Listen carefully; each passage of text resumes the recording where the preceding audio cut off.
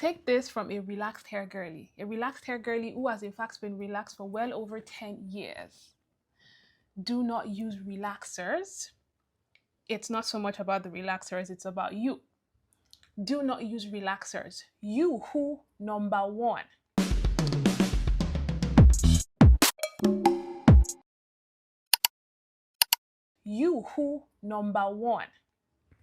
has fine hair. Listen, relaxer is exactly what it says in English language. Something used to get something to relax. It's like giving a sleeping pill to somebody who has insomnia. And then you who has fine hair is like giving a sleeping pill to somebody who is in fact already sleepy. What are you trying to do? And I get it, we do not have enough space held for people with fine hair. There is so much rave about thick, voluminous, and long hair. The rave is so much about how we can, things that we can do to get this type of hair when, first of all, this is a goal or a result that is first dictated by genes. And I've seen relaxer fails upon relaxer fails. And I was watching this particular video, and the minute this girl brought out a relaxer, I'm like, why? I'm really excited to be relaxing my hair. What is the reason for this? This is fine hair. This type of hair, frankly, has no business with a relaxer. Now, this doesn't mean that you leave your hair as it is and not put any effort, but I'm saying that the effort you get is directly proportional, let me use my science language, to the genes that you have. So if you have fine hair, if your hair is smooth, if your hair is, what do they call it in the chart or whatnot, maybe 2A, 3A, basically those level of fine hair, leave your hair alone. You have no business using a relaxer. Relaxers are meant to reduce the strength of your hair, to break down the bonds so that it is more manageable. So if your hair is already manageable, why are you introducing something to break down the strength that you are already managing? Do you understand? I know you want it to be more sleek and whatever other reason you think, might be the right reason. But if you have fine hair, sincerely, don't use relaxer. Number two, you who has natural hair, do not use a relaxer if you are not aware and ready for the explanation that you will do. Be aware of it, be ready to explain or to gallantly just ignore.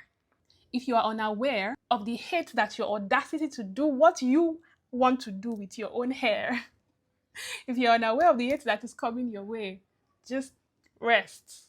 Just stick with your natural hair. I mean, women are explaining why they got a C-section. They're explaining why they got an epidural. They're explaining things they had to do to save their own life in life-threatening situations. And you think you will not explain flimsy and inconsequential things like getting a relaxer. You will explain, no? So, leave relaxer or do it quietly. The minute I said that, I can immediately think of another creator who, when she cut her hair, it was an entire, thing where she was just dropping a lot of content about how it's so easy to just pour water on your hair and whatnot. When she went natural, of course, think pieces about natural hair. Now I've been seeing her videos and I can see the slick back and I'm like, girl. Now it may be a keratin treatment. It may be the Japanese straightening, whatever. It may be that, I may not be relaxer. But the point is, now that she's straight or sleeked, she's not saying anything about it. And to be honest, it's wisdom. It is wisdom if you're unaware of the hate that comes with using that. Because how dare you disrespect your ancestors like that? How dare you do what's best for you? If you're unaware of this, I promise you, the hate will make you rethink your choices and you will hate that natural hair in no time. I'm telling you. On a more serious note, do what is best for you. Relaxers, despite all the hate that it has been getting, will not still be in vogue if it is not true that there is a specific problem that it is meeting. There is a specific issue that it is sorting out. Because we talk about the ancestors and we behave as though they were just walking about with their afros. Do you realize that this hairstyle was their attempt to soften their hair, to straighten their hair? This is way before any colonialism or whatnot. This was a real issue. And this was the solution to it. So now there are more temporary and permanent solutions to this thick, tight, and voluminous hair that we are blessed with. And you're bothered that people are taking that route. when it has been in some shape or form always been a thing where we're trying to just, lessen this. Because why am I breaking combs every time I have to comb my hair? It has always been an issue. So let's not pretend like this wasn't always a real problem that needed a solution. And last but not the least, to the final you that I'm talking to, you who have now decided to relax your hair, or you who have been relaxed, do not use relaxers often. And here's the idea again. Relaxers were made to break the bonds of the hair, to reduce the strength of the hair. And reduction in the strength of the hair can be a bad thing if it is not managed properly. And this is what leads to fragile hair, which automatically breaks off. Because when you've taken away the strength of the hair, of course, it is more susceptible, to breaking. This is simply the science of, breakage that comes as a result of relaxers. So what do you do? Personally, I recommend that first of all, stop doing a full bone straight relaxer.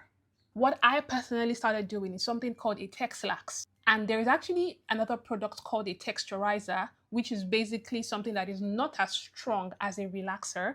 And basically, it just tries to release the texture of your hair. So it's just sitting in between releasing texture and relaxing your hair. That's why it's called a Texlax. But you can still achieve the same thing with relaxers, which is what I do. And how do you do that? First of all, use a mild relaxer. You will see on the box of your relaxer, you see super strength, you see normal strength. Stick with normal strength. Now, of course, still depending on how tough your hair is. I know people who use super strength, and it's almost as though they didn't get a relaxer. But at the end of the day, just have it in mind that you're not really going for like a bone straight. So decide if you will still use the super strength, but which brings me to the second point, use it for the exact time that is stipulated on the box.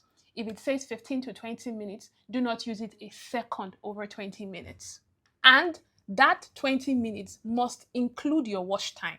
So that means you must have applied within 15 minutes and 5 minutes of you washing that relaxer out, because there is something called relaxer runoff. Basically, when you're washing your relaxer off, yes, you didn't apply to your ends, but while you are washing off, the relaxer is going to come down your ends, right? And it will process again the ends that we're trying to not relax again.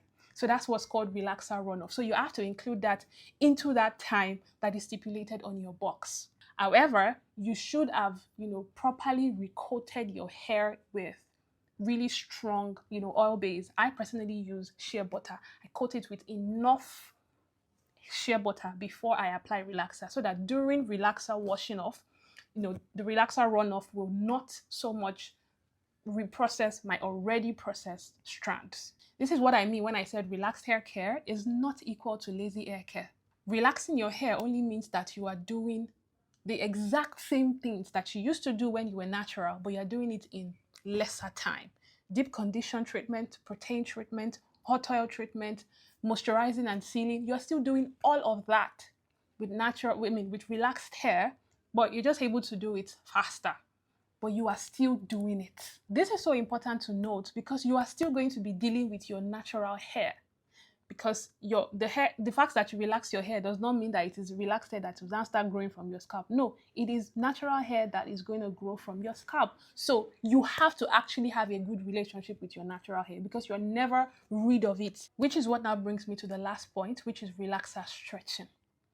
You have to wait enough time for new growth to grow before you apply your next relaxer. That is basically what relaxer stretching is about.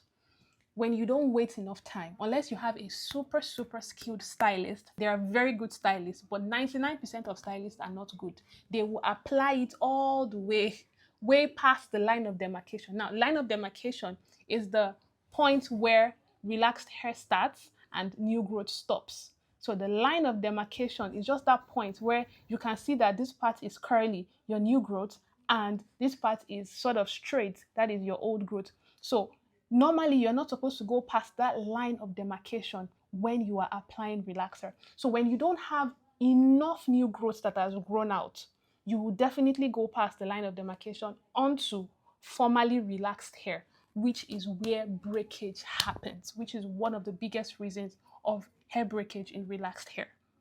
So you want to stretch your relaxers. You want to wait for 3, 4, 5, 6, 7, 8 months. So can you see that relaxed hair is not necessarily a ticket out of, the misery of natural hair? You still have to, first of all, love your hair. Because if you don't, you're not going to thrive being natural. You are still not going to thrive being relaxed. So if healthy hair is your goal, I hope I've been able to convince you and not confuse you on why you should not use relaxer at all and why you should not use relaxers often. If you're not on my Telegram group, you absolutely need to be there so you can ask me questions directly. If this video was helpful, make sure to like it, tell me in the comment section, and share it with your girl. I mean, you're a girl's girl, right? Send this video to her. Come on. And please make sure you are subscribed if you are not subscribed, because that's the way you can support me. Thank you so much for watching. I will see you in the next one.